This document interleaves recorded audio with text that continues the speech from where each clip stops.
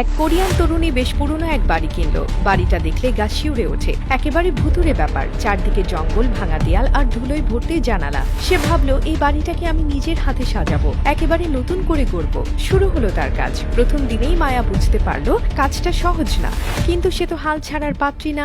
প্রথমে সে বাড়ির চারপাশে জঙ্গলে পরিষ্কার করলো, একেবারে কোদাল দা নিয়ে নেমে পড়লো। আবর্জনা জঙ্গল পরিষ্কার করতে করতে তার হাত পা ব্যথা হয়ে গিয়েছিল, কিন্তু সে থামেনি, কারণ সে জানতো এই বাড়িটাকে তাকে যেভাবেই হোক নতুন করে সাজাতেই হবে।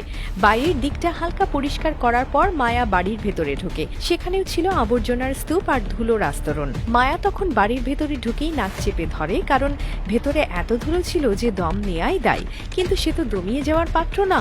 সে ঝাড়ু, মপ আর ভ্যাকুয়াম ক্লিনার নিয়ে কাজে নেমে পড়ে। ঘরের প্রতিটি কোনায় জমে থাকা ধুলোবালি পরিষ্কার করতে করতে তার অনেক সময় লেগেছিল, কিন্তু সে হাল ছাড়েনি। দেয়াল আর মেঝে ছিল নোংরা আর স্যাঁতস্যাঁতে।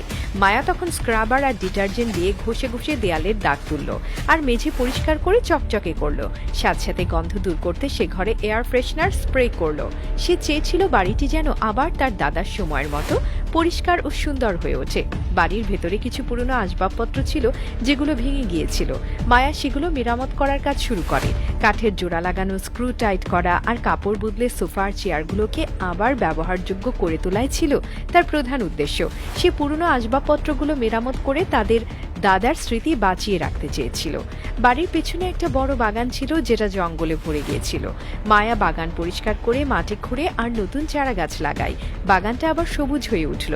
সে বিভিন্ন ফুলের গাছ লাগালো যাতে বাড়িটা আরো সুন্দর দেখায়। সব শেষে মায়া বাড়িটিকে রং করার সিদ্ধান্ত নেয়। উজ্জ্বল রঙে দেয়ালগুলো রাঙিয়ে তোলা আর জানালাগুলোতে নতুন পর্দা লাগানো, এই ছিল তার শেষ কাজ। এর মাধ্যমে বাড়িটা যেন আবার নতুন করে সেজে ওঠে। কয়েকদিনের অক্লান্ত পরিশ্রমে বাড়িটা আবার বাসযোগ্য হয়ে উঠল। দিনরাত খেটে মায়া বাড়িটাকে একেবারে পাল্টে দিল। জরাজীর্ণ বাড়িটা এখন দেখলে চোখ জুড়িয়ে যায়। বাড়িটা যেন নতুন করে জন্ম নিল।